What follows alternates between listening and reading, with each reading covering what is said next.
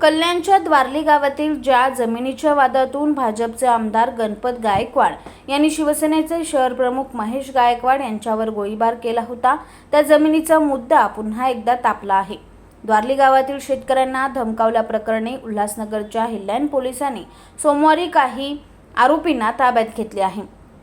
प्राथमिक माहितीनुसार द्वारली गावातील वादग्रस्त जमिनीचे सर्वे करण्यासाठी सर्वेयर विभागाचे अधिकारी गेले होते, मात्र नोटीस न देताच सर्वे केला जात असल्याचा आरोप करत शेतकऱ्यांनी आक्षेप घेतला।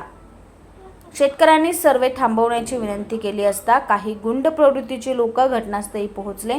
शस्त्रे घेऊन आलेल्या गुंडांनी शेतकऱ्यांना धमकावण्याचा प्रयत्न केल्यानं सर्वे करताना बराच गदारोळ झाला। याबाबत माहिती मिळताच शिवसेना शहर प्रमुख गायकवाड हेही गावात पोहोचले।